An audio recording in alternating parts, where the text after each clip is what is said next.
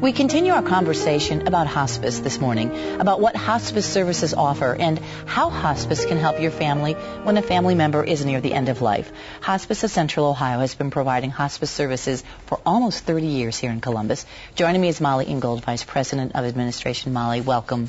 Thank you, Gail, for having us today. 30 years, gosh, that's a long time. It's a long time, and we've seen a lot of people, and hopefully we've helped a lot of people as well. And I'm sure you have. And as I'm thinking a long time, 30 years, you have seen many changes, I think, to hospice, how people understand it, and where you are now with this.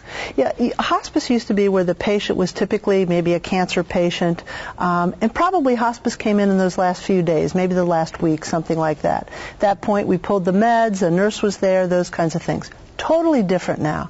When you think about hospice, we want to be with the patient as long as we can to improve their quality of life while they are living. Mm-hmm. And so we come in and we don't pull meds this time. Now we look at the meds that will help their quality of life. We look at equipment, therapies, things like that we can help them with. And we typically look at the whole family too, not just the patient. It's important to think that it's a whole family unit. So we try to work with the whole family. We have a team. Again, I said it used to be just a nurse. Now we have a nurse, a social worker, an aide, a chaplain, wow. All a part of the team for every patient. All good things, though. I mean, it's evolved into something that is so much bigger than what it used to be. Do you still have problems, though, helping people understand what hospice is today? Because they still have that old image in their mind.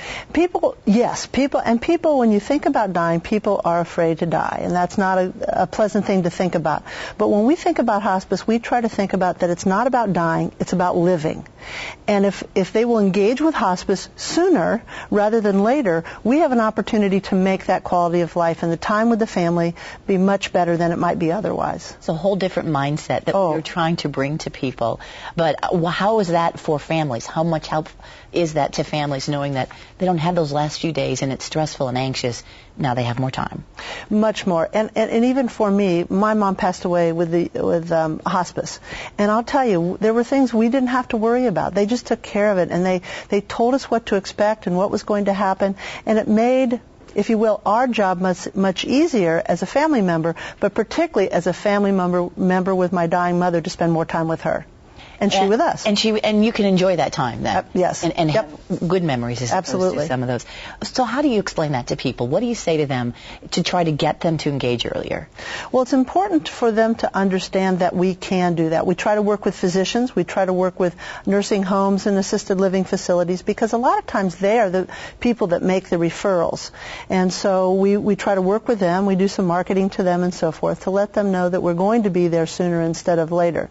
Again, it's about living, not about dying. We have to get that message out to the folks, and so that's what we try to do. But people will think, you know what, I can't afford that. I might be able to afford hospice for those last days of my parents' life, but not weeks or even months.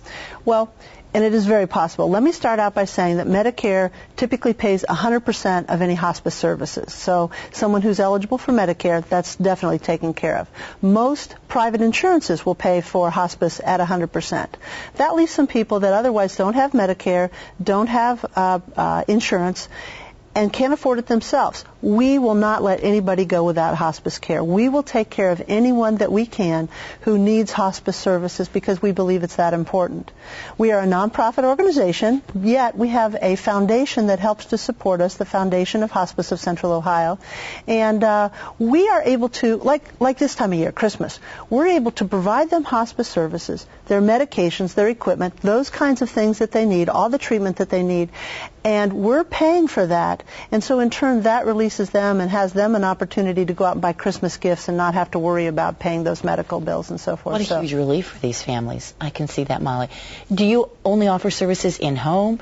Is there a residential care, or how does your hospice work? We work with every patient in their home. Now, that home might be someplace like you and I live, in a house or an apartment or something like that. It could be an assisted living facility, a nursing home, that type of thing. Wherever their home is, that's where we are to help serve them. And you think that's important?